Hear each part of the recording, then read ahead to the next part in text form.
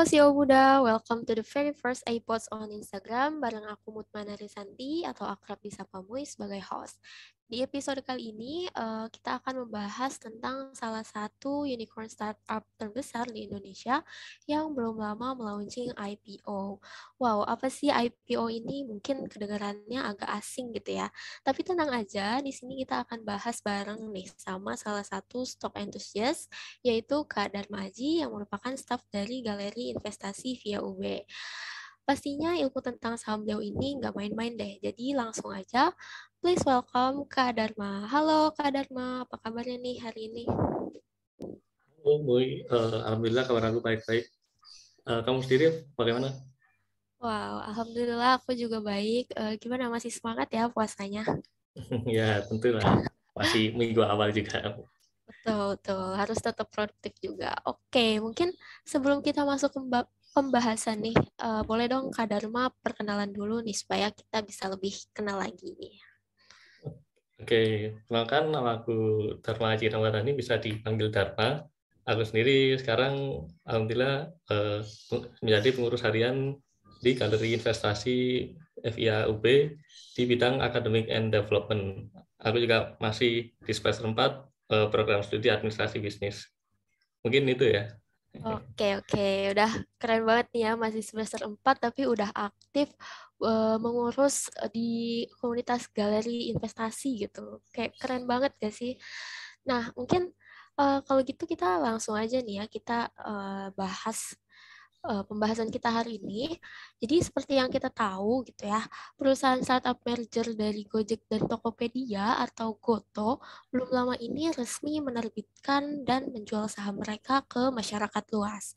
Nah, mungkin sebelum kita bahas tentang IPO Goto secara mendalam, kita breakdown dulu nih secara general. Apa sih IPO itu? Boleh nih Kak Dharma jelasin secara singkat apa itu IPO dan kenapa perusahaan-perusahaan mereka menerapkan hal tersebut gitu. Oke, untuk IPO sendiri itu kan initial public offering ya, atau mungkin di bahasa Indonesianya yaitu penawaran umum perdana, yaitu proses transformasi perusahaan jadi perusahaan publik dengan menjual sebagian atau seluruh perusahaan melalui penawaran pasar perdananya. Dan selanjutnya, nanti kepemilikan perusahaan tersebut dapat diperjualbelikan melalui transaksi saham pasar sekunder, gitu. Nah, mengenai IPO sendiri, sebelumnya aku jelasin dulu nih bagaimana cara perusahaan itu mendapat permodalan. Suatu perusahaan kan bisa mendapatkan permodalan dari sisi internal maupun eksternal. Nah, di IPO sendiri itu merupakan salah satu contoh dari bagaimana perusahaan mendapatkan dananya atau modalnya dari sisi eksternal. Nah, selain melalui IPO, sebenarnya perusahaan juga bisa nih mendapatkan permodalan dari menerbitkan surat utang atau obligasi, atau mungkin meminjam uang dari lembaga keuangan seperti bank. Dan yang IPO ini termasuk sharing kepemilikan perusahaan dengan cara menerbitkan saham. Nah, ketika perusahaan menawarkan dan melakukan penjualan sahamnya pertama kali kepada investor dan masyarakat umum, nah disitulah yang disebut IPO atau penawaran saham perdana. Dan biasanya di IPO ini nanti dibantu oleh underwriter atau wakil penjamin emisi. Dalam kasus Goto ini, penjamin emisi pelaksana efeknya ada beberapa sekuritas nih, mulai dari Indo Premier, Mandiri Sekuritas, hingga CIMB Niaga Sekuritas. Nah, lalu apa sih tujuannya perusahaan melakukan IPO ini? Tujuannya yaitu perusahaan ingin mendapatkan tambahan modal nih dengan cara menjual sahamnya kepada publik. Nah, modal ini nantinya akan digunakan oleh perusahaan untuk membiayai kegiatan operasional, ekspansi bisnis, dan lain-lain. Selain itu, ada banyak sekali juga keuntungan ketika perusahaan melakukan IPO.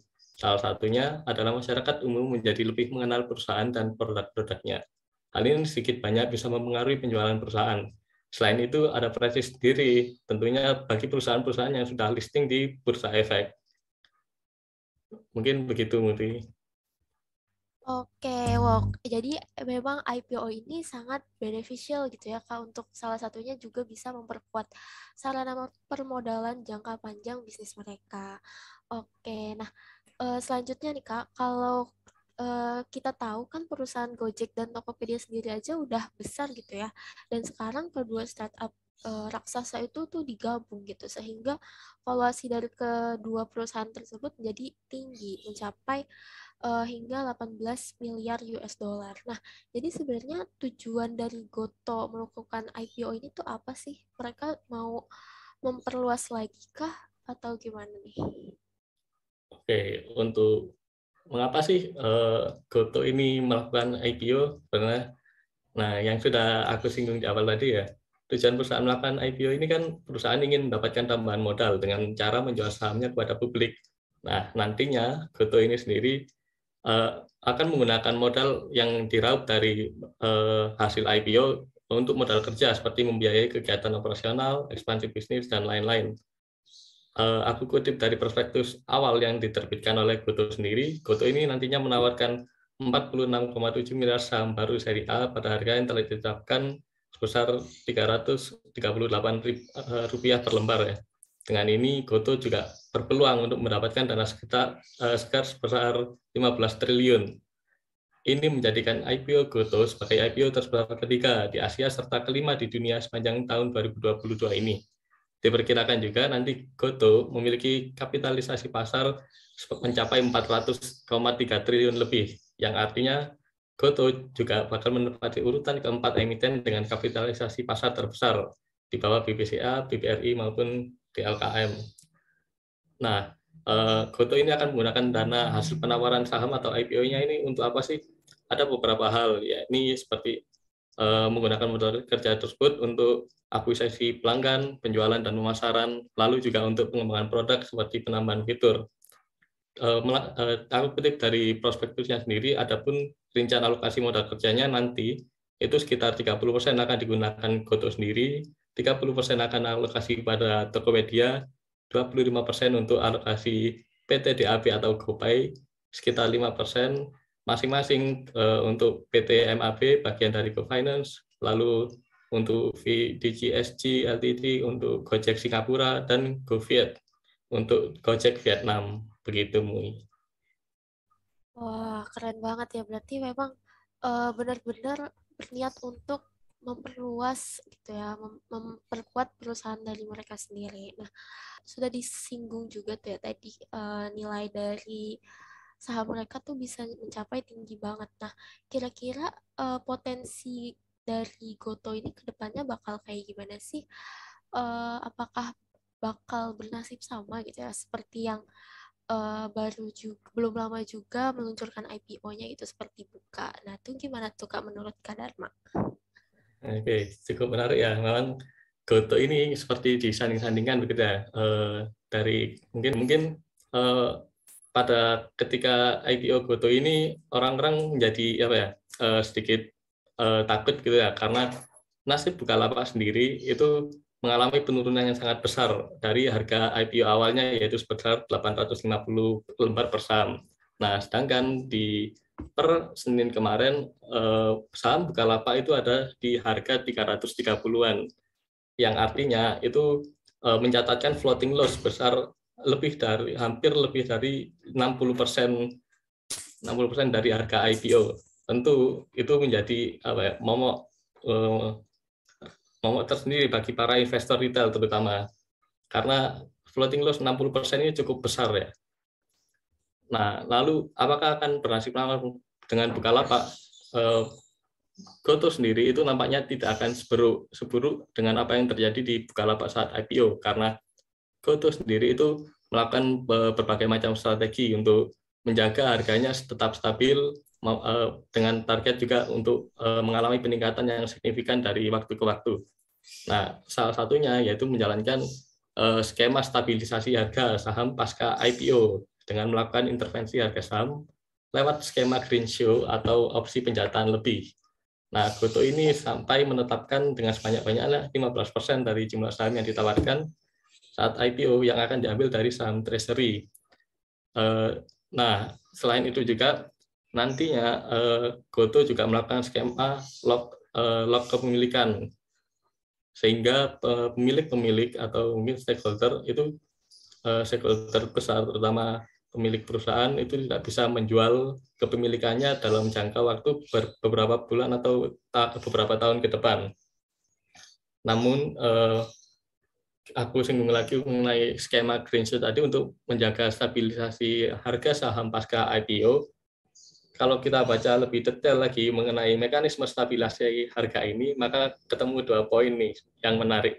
Pihak sekuritas yang sebagai penjamin stabilisasi harga tadi itu hanya melakukan stabilisasi harga selama 1 bulan sejak GoTo listing perdana. Dan pihak sekuritas itu hanya bisa membeli maksimal 7,8 miliar lembar saham di pasaran. Sehingga itu tentu jauh lebih sedikit dibanding saham GoTo milik publik sebanyak 52 miliar lebih saham. Ya. Dengan kata lain, jika lewat batas waktu 1 bulan tadi atau jika investor publik yang memegang saham GoTo menjual lebih dari 7,8 miliar, maka sahamnya akan tetap turun. Nah, tentu melalui beberapa mekanisme tadi, saham GoTo itu mungkin tidak akan turun sebesar sebanyak yang dialami oleh Bukalapak begitu ya. Namun tentu kenaikannya itu akan terasa sangat berat gitu. Itu dari sisi apa ya mengenai harga sendiri. Namun juga kita perlu tahu mengenai fundamental GoTo sendiri dibandingkan dengan Bukalapak. GoTo ini kan lebih memiliki ekosistem digital yang diklaim terdepan di Asia Tenggara dan terbesar di Indonesia. Nah, Oh, perusahaan ini, betul.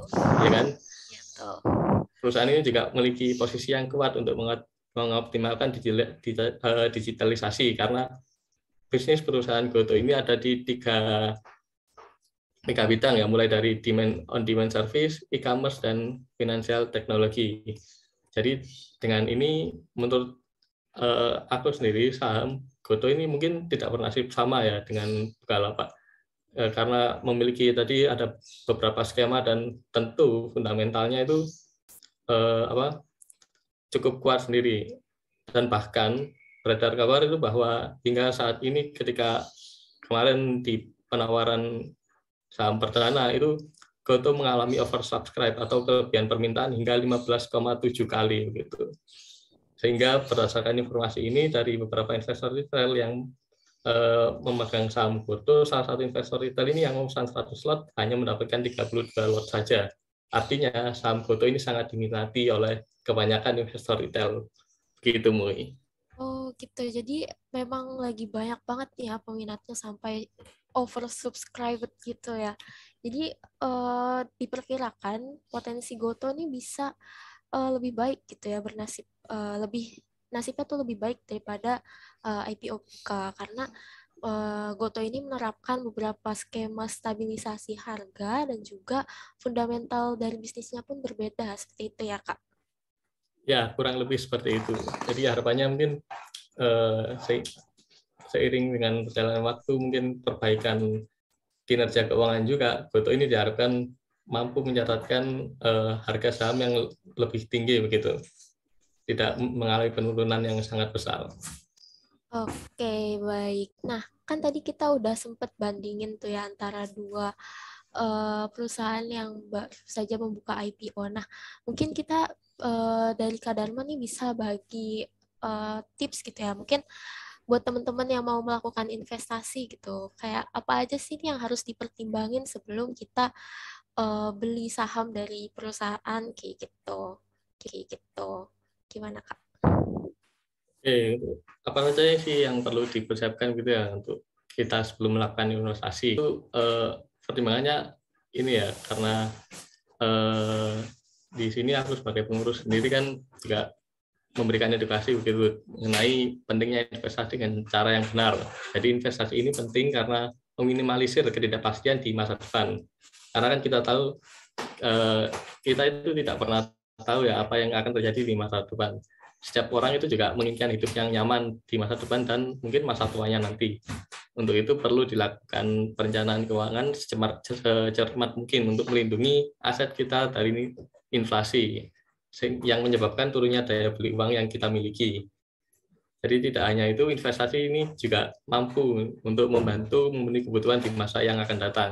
Semakin dini untuk melakukan investasi, semakin siap pula kita dalam menghadapi tantangan dan risiko-risiko yang mungkin muncul di masa yang akan datang. Khususnya investor pemula, ini aku sendiri berharap untuk hal yang perlu dipertimbangkan pertama kali sebelum melakukan investasi adalah prinsip 2L, yaitu legal dan logis. Mengapa prinsip ini penting? Karena sekarang makin maraknya investor bodong yang beredar di masyarakat. Kalau kita lihat banyak influencer atau aviator yang akhir-akhir ini banyak ditangkap gitu ya karena investasi bodong.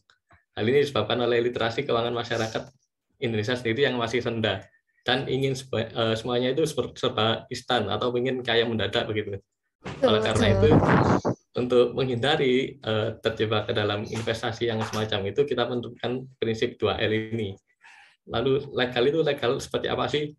Nah, sebelum kita berinvestasi, kita ini perlu mengecek nih, legal nggak sih tempat kita untuk berinvestasi. Coba cek itu, apakah lembaga yang mengelola uang kita itu untuk diinvestasikan tadi itu sudah mendapat izin belum dari OJK.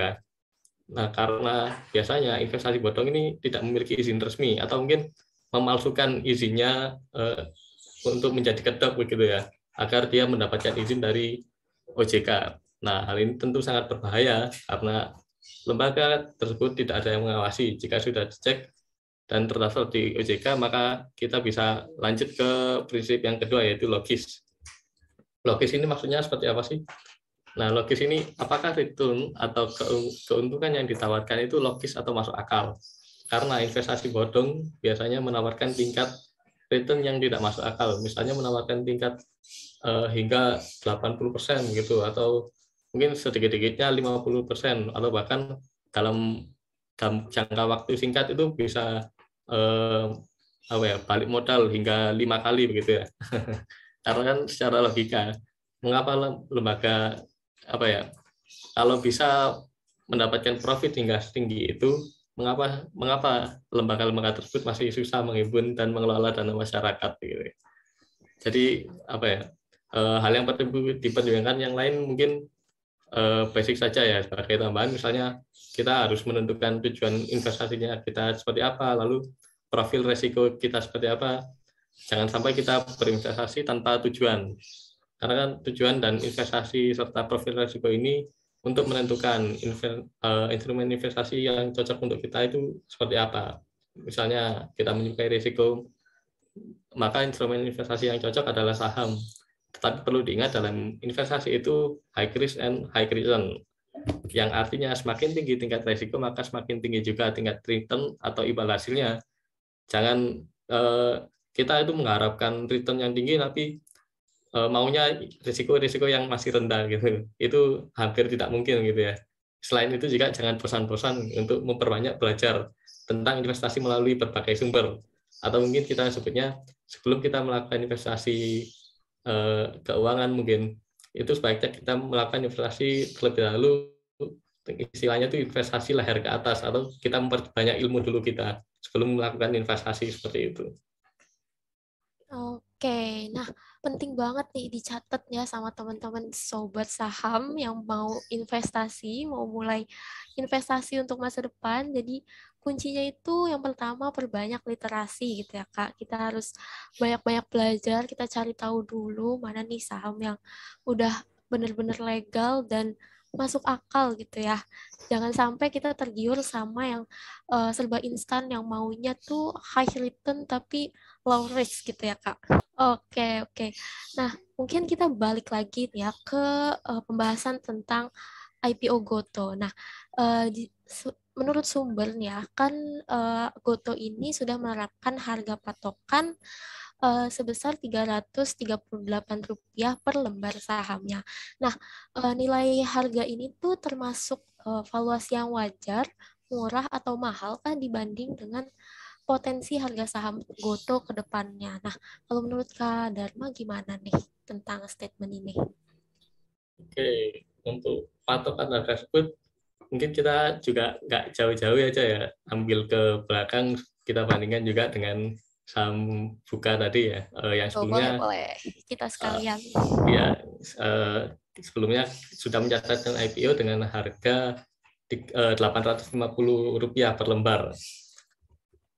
Dari hasil perhitungan kami ya, valuasi Goto ini lebih premium ya daripada Buka sendiri, dengan harga penawaran saham yang cukup rendah di harga Rp338. price book value atau PBV saham Goto sebesar 3,1 kali, sedangkan Bukalapak hanya sebesar 1,5 kali. Adapun juga price to equity ratio saham Goto ini juga namun agak sedikit minus, lebih banyak ya, minus 35 kali, sedangkan di Buka ada 32 kali.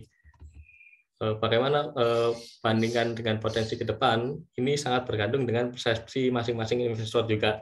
Karena investor ini kan mempunyai beragam metode untuk menentukan valuasi sebuah saham, misalnya dengan GTV atau mungkin price to sale dan lain-lain. Atau mungkin juga melihat perkembangan bagaimana chartnya atau mungkin dari sisi analisa teknikal begitu, dan melihat potensi saham tersebut di masa yang akan datang. Mungkin sebagai varian information juga, kalau dibandingkan dengan perusahaan lain, Goto ini kan sebelumnya mencatatkan kapitalisasi pasar sebesar 400 triliun ya, dengan ekosistem yang seperti itu. Sedangkan kalau kita bandingkan dengan perusahaan Astra yang kita tahu, ekosistem bisnisnya itu sudah sangat berkembang, lalu Astra sendiri juga sudah bergerak di berbagai macam bidang bisnis, berpengalaman, dan juga kita tahu sudah mencatatkan keuntungan, itu memiliki valuasi yang rendah begitu. Bahkan ada setengahnya dari Goto yang 400, sedangkan Astra itu ada di harga 200 triliun begitu. Jadi kita sedikit berspekulasi bahwa ini sedikit over value juga ya kalau dibandingkan dengan PT Astra gitu. Oke, berarti memang di harga yang 338 ini bisa dibilang cukup rendah gitu ya. Tapi untuk potensi ke depannya tuh juga kita bisa lihat gimana terkait perkembangan ke depannya gitu ya. Nah, mungkin karena kita udah tahu nih ya, tadi udah dibahas juga sama Kak Dharma tentang potensinya, bagaimana ke depannya itu. Nah, mungkin bisa untuk pertimbangan juga nih untuk teman-teman CEO muda yang mau coba untuk membeli saham di Goto. Nah, kira-kira kapan sih waktu terbaik untuk membeli dari IPO Goto ini, lebih baik sekarang atau menunggu nanti gitu? Mungkin pernah sedikit revisi nih. Karena kan IPO udah lewat nih. Nah, sekarang kita udah masuk ke trading sahamnya sendiri. Nah, kita sebaiknya beli atau enggak sih saham Goto ini, itu dikembalikan saja ya ke masing-masing investor atau masing-masing dari kalian. Apakah yakin gitu akan kinerja Goto dan prospek bisnisnya selama beberapa tahun ke depan, dan yakin Goto bisa memperoleh laba atau keuntungan, maka mungkin bisa dipertimbangkan membelinya pada saat ini, sekarang juga, karena masih masih hangat-hangatnya ini kan, masih nggak jauh dari IPO juga. Lalu perlu diketahui saat ini Goto itu masih mencatatkan kerugian sebesar 11, triliun rupiah pada September 2021. Itu meningkat dari yang sebelumnya pada periode yang sama itu sebesar 10,43 triliun. Dan menurut salah satu analisis di Sekuritas, Goto ini selama beberapa tahun ke depan masih cukup sulit untuk mencetak keuntungan. Jadi jika tidak ingin membeli sekarang, mungkin bisa ini wait and see terlebih dahulu, apakah kinerja Goto ini akan semakin baik ke depan atau bagaimana gitu. Oke, oke. Oh, mungkin tadi sedikit revisi ya. Maksudnya adalah pembelian sahamnya itu lebih baik sekarang atau nanti. Nah, keputusannya itu bisa balik lagi ke performa dari perusahaan tersebut. Gitu ya. Kita bisa lihat dulu apakah memang berbuah baik gitu ya. Nah, mungkin untuk pertanyaan penutup gitu ya. Menurut Kak Dharma nih, merekomendasikan nggak sih untuk membeli saham di perusahaan Goto ini, kira-kira buy or buy nih? Ini cukup menarik ya, karena Menarik ya. mungkin untuk eksekusi jual atau belinya sendiri itu sekali lagi diserahkan aja ke masing-masing investor atau masing-masing diri kalian nih. Karena setiap investor atau orang yang terjun ke saham ini kan memiliki cara masing-masing juga untuk menentukan mana saham yang ingin dibeli. Terus yang seperti sudah saya singgung sebelumnya, jika kalian yakin akan kinerja Goto dan prospek bisnisnya seperti ekosistem digitalnya, lalu fundamentalnya, dan ada mungkin mengikuti skema-skema stabilisasi harga saham pasca IPO ini juga, atau yakin Goto bisa memperoleh laba atau keuntungan, maka mungkin bisa dipertimbangkan membelinya pada saat ini atau mungkin beberapa waktu ke depan sambil melihat kinerjanya. Tetapi jika memilih sekarang mungkin juga ada risiko yang perlu diketahui juga, misalnya risiko terjadinya penurunan harga sahamnya dan tidak memperoleh dividen karena Goto ini masih rugi. Kalau belum yakin mungkin bisa dipertimbangkan nih terlebih dahulu untuk wait and see. Apakah kinerja Goto ini semakin baik atau tidak ke depannya. Karena posisi di trading ini kan mungkin kita ketahui mungkin hanya buy or sell saja. Nah itu ada nih tambahan posisi yaitu wait and see. Jadi wait and see ini juga perlu dipertimbangkan gitu, Mati. Oke. Bang, ini kita balikin aja gitu ya ke teman-teman yang mau coba membeli sahamnya. Kita mungkin bisa lebih baik kita tunggu dulu gitu ya, karena sebenarnya memang perusahaan Goto ini juga masih belum mencetak keuntungan gitu. Jadi memang ada baiknya kita menunggu terlebih dahulu melihat kinerjanya, dan memang kalau mau membeli sekarang pun tentu ada resikonya gitu ya. Ya benar sekali, mungkin lebih baik dikembalikan aja ke masing-masing ya, tujuannya seperti apa gitu kan, disesuaikan Betul. dengan profil resiko masing-masing. Betul. Nah, udah keren banget nih ya pembahasan kita hari ini, udah cukup berbobot. Nah, mungkin udah cukup aja gitu ya pembahasan kita hari ini. Mungkin aku mau ucapin terima kasih ke Kak Dharma yang udah mau nyempetin buat kita ngobrol nih di episode kali ini. Dan terima kasih juga buat para CEO muda yang udah nyimak pembahasan iPods on Instagram sampai habis. Mungkin buat episode kali ini sekian dulu. Kalau kalian punya saran atau topik yang mau dibahas, langsung aja tulis di comment sectionnya. Semoga pembahasan kali ini bisa bermanfaat dan membawa insight baru buat kalian. Aku Mutmaina Lisanti, selaku host pamit undur diri, dan see you on next iPods on Instagram.